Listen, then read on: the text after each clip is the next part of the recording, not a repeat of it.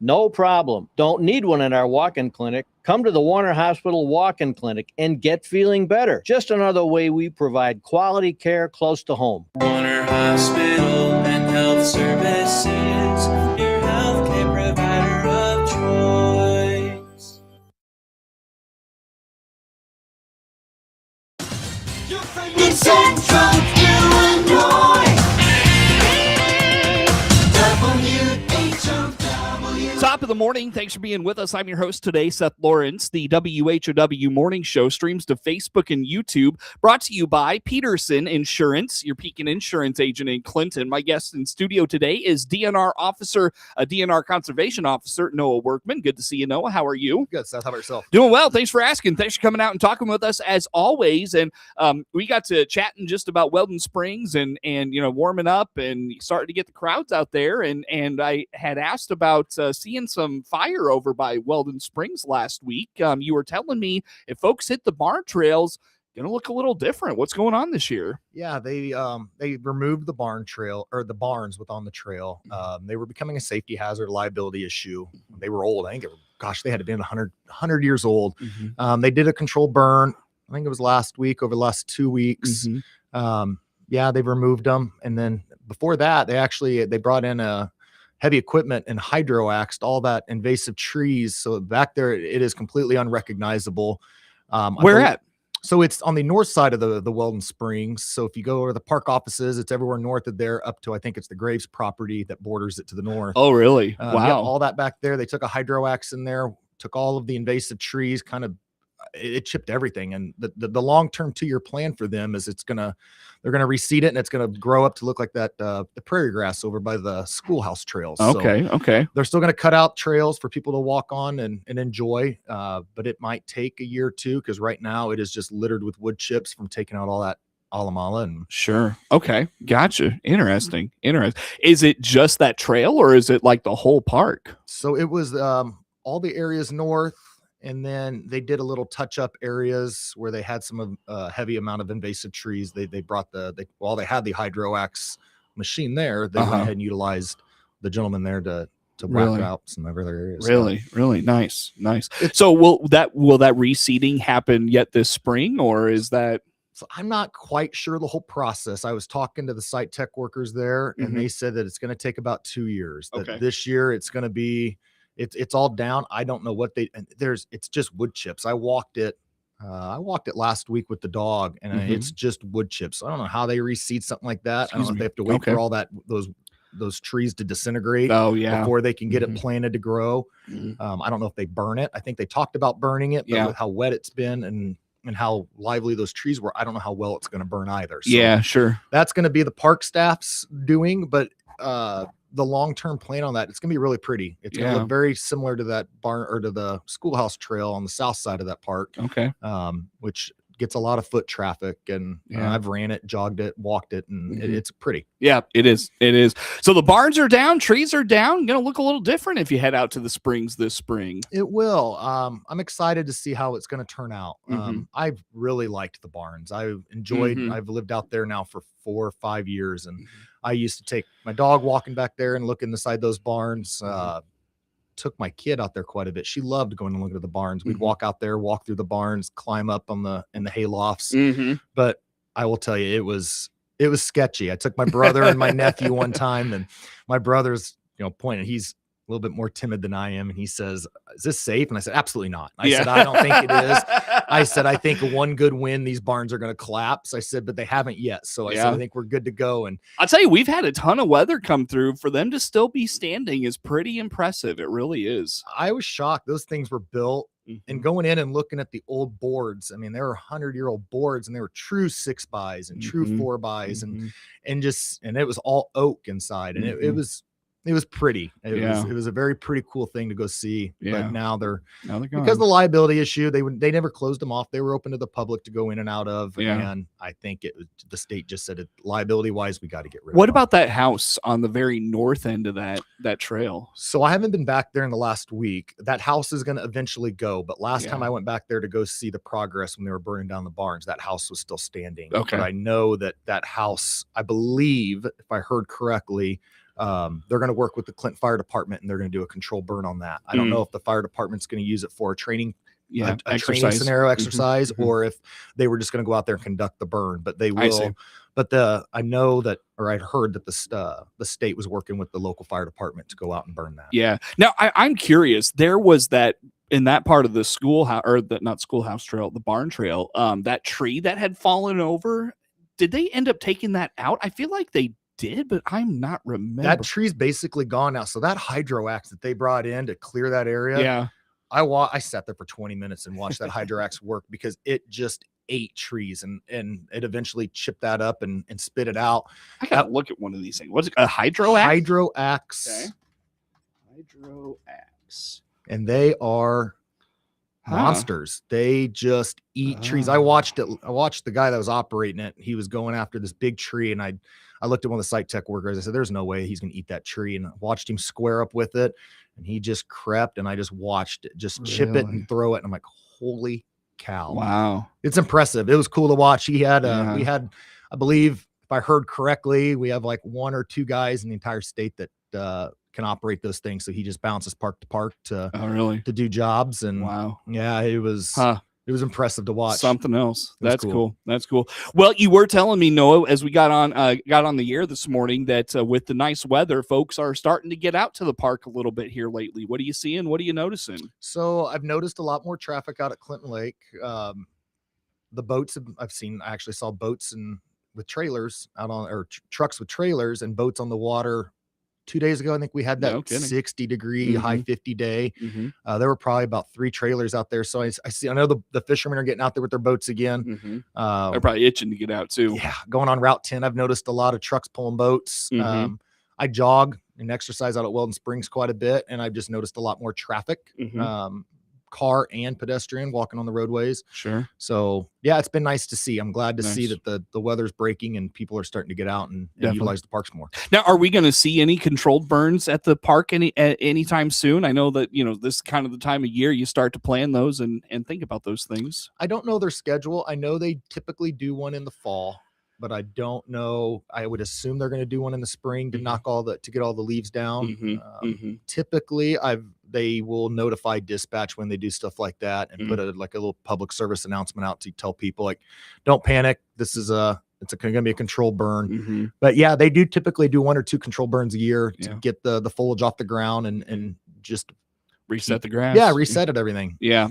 That's, and once it happens, it's really cool to go out there kind of in the immediacy afterwards, and then to watch the grass grow back over the next 6 to 12 weeks. It's really kind of cool to watch all that play itself out. It is, and I don't know anything about how grass grows or anything like that, but I mean, it is kind of cool seeing how it does burn and then it just comes back equally as thick and yeah, it is. It's really neat. It's really neat.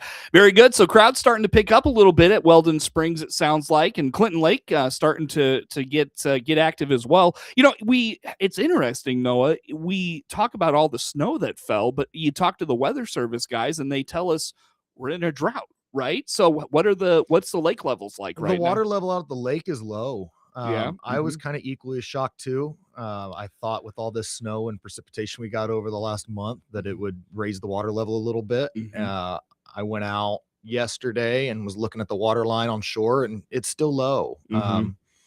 They say it'll bounce back. I don't know when or what takes that. I assume just rain up north and having it come back.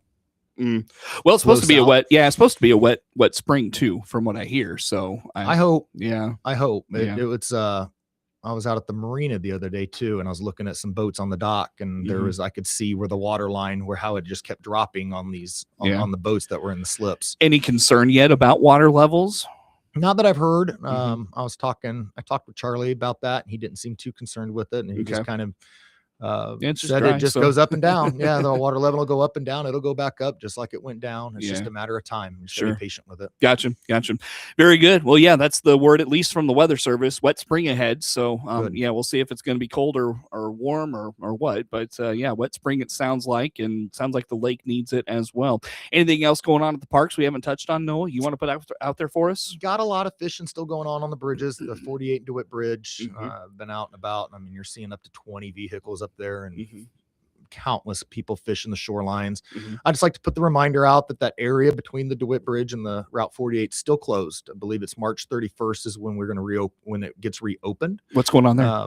So they close it every year, mid-October to end of March it's a waterfowl refuge area. Okay. So it's restricted. It's a restricted area. There's no fishing, no boating. Mm-hmm. You could walk the shoreline if you really wanted to, but as far as playing in the water is a no-go. Mm-hmm. And then it's a $195 ticket. We've kind of lost discretion as far as enforcing that rule because of the amount of people that are still going in there on a consistent basis. Really? Still having issues with it? Yeah, a lot of cat fishermen I've noticed that go in there and they want to fish that. I mean, it's warm water. Mm-hmm. And so Is it marked?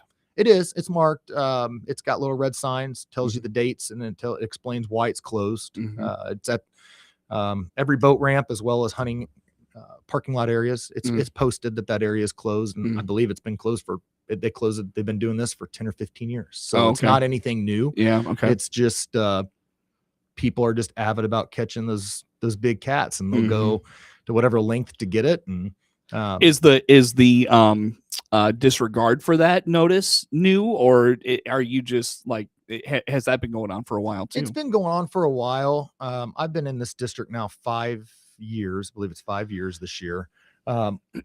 Every winter and early spring, it's a constant. When I'm doing my rounds, I'm constantly looking in the same spots where we're getting consistent people that'll go in there and fish. Mm-hmm. So it's nothing new. I have noticed a lot more traffic this year than I have in the past as far as people doing it. And that's where I think the discretion on my end has kind of just been, I don't know what else to do. I could sit there and write warnings all day, but it's not, the point is not being driven home that this is not where we're supposed to be. And you'll get a mixed bag of people that are from out of state that might not know. And I got a little bit of leniency with people like that, but you got locals that grew up here and they've fished here for 20, 30 years of their life. It's just deliberate. They know. Yeah. They do. Or like the resident, we get a lot of Chicago residents come down. They know the rules. And yeah, I mean, but when it's posted, I mean, gosh, it's hard to miss those, or it is. I feel like, yeah, it is. And I was talking with the other DeWitt County officer, Jeremy, the other day, and he'd noticed that people were, driving off road and going around gates just to go fish down by the Weldon boat ramp. And man, yeah, it's a deliberate disregard in some instances. So how many tickets do you think you write on that in a, let's say, a week? Oh, a week, maybe one. I'm not a big ticket writer, Seth. Okay. I'll be honest with you. Okay. Well, I mean, how? Okay, so let's not say tickets. How often do you encounter someone in that? Okay, easily a few times a week. Okay. I mean, easily, especially on a weekend. This past weekend, I could go to Weldon boat ramp and I could go and run people out and then go putz around for a few hours, go do something else, and then come back. And it'll just be a new crop of people. It's a revolving door of people that were just. So what do you just tell them? Hey, either leave or I'm going to write you a ticket or something like that. Well, it's one of those where there comes a lot of, I'll ask a lot of questions, kind of figure out and establish whether it was a deliberate or whether they just weren't unknowing. I've had some situations where guys, that it was your first time fishing here. Yeah, it's my first time fishing here. Drove from, such and such town. I saw on YouTube somebody fishing here. Well, that person on YouTube was wrong. You got to look at the sign that was right here, and or maybe they were there to when that part of the lake was open, sort of a thing. Yeah, because like I said, it's only closed for 3-4 months.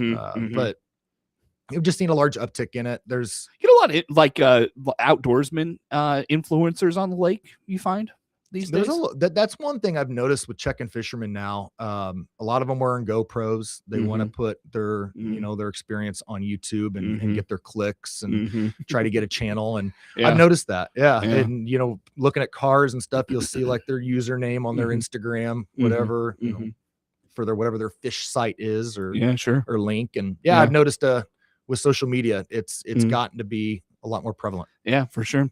Interesting stuff, Noah. I'll tell you what, on that note, let's go ahead and take a break. How do folks follow along with kind of the regulation and all the things going on at the lake? Where do they go? Where do they find it? We've got paper copies of the Fish and the Hunter Digest at Clinton Lake and at Weldon Springs. You can go online. I download a PDF version for my phone so that when people ask me questions, I can just click through my phone real quick, give them the answer that's in the digest. Sure. 99% of the questions you're going to ask me are in that digest. There you go.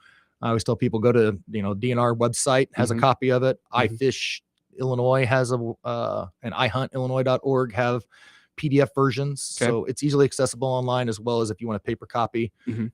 get a hold of me or stop in at one of the parks, and we've got plenty of copies at the offices. Sounds good. Noah Workman, DNR Conservation Police Officer, our guest in studio this morning. More to come with Noah on the morning show.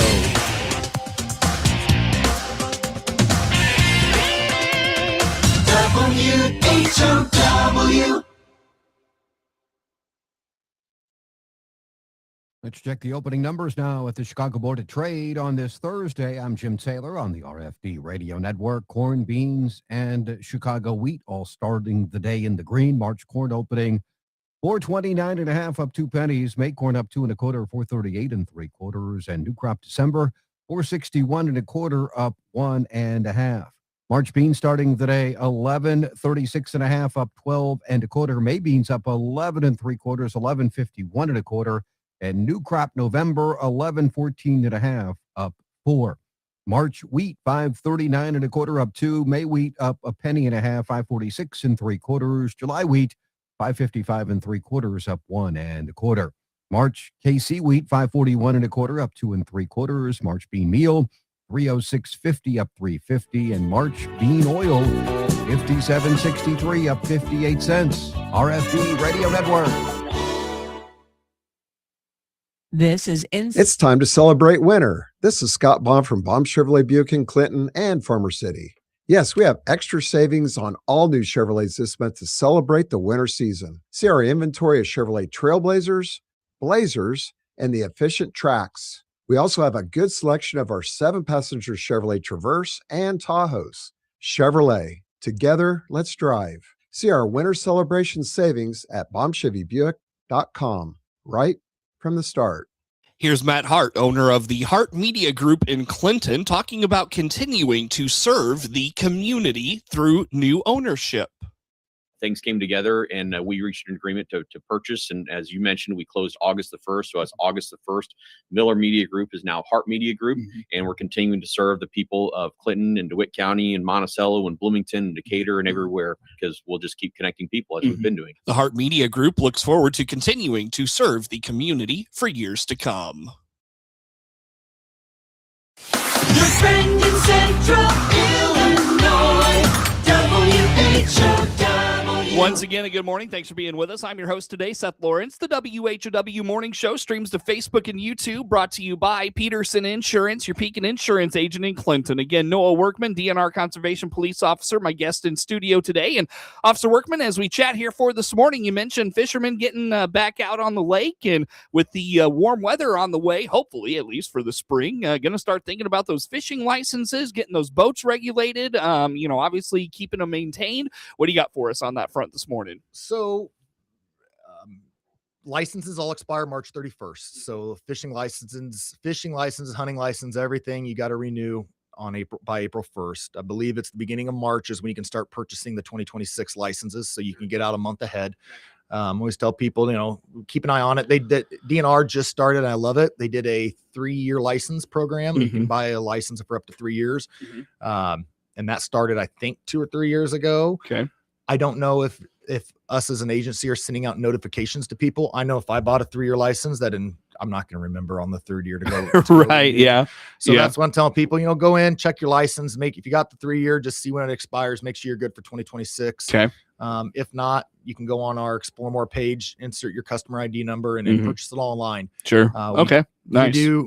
We do accept, when you buy it online, you want to take a screenshot on your phone. So if you get checked for a license, you show me that screenshot. It's got your name, customer ID number, and that it's a fishing license. Good to go. Yeah. I don't need the paper copy anymore. With technology, we can do electronic. Nice. Yeah. So, that probably saves guys a lot of time. It's just having it on the phone and don't have to worry about putting it in a plastic bag to keep it, conserved or anything like that. Take a screenshot of it though. Yeah. I have noticed people like to do the digital copy, but they want to sign into the Explore More page and they can't remember their password. They don't know their customer ID number.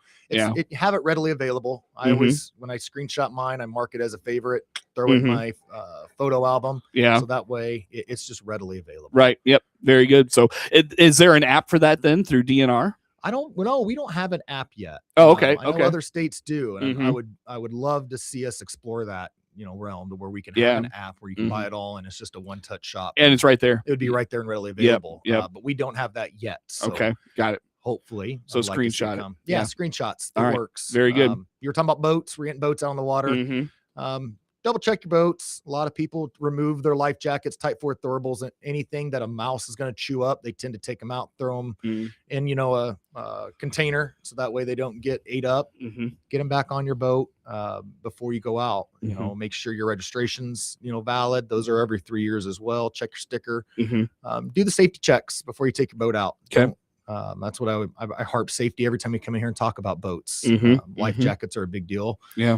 To our agency and for safety on the water. So make sure you got enough life jackets and throwables. Well, and if the boat needs a repair, now's a good time to get to it. I'm sure those shops are, going to be filling up fast in March and April, getting the boating season ready for guys. Yeah, So when you want to test your boat, don't unhook it from your trailer, drop it in the water where you can drop your motor to make sure it's going to start before you disattach it from that trailer and it goes floating away and now you're stranded. Yeah, right.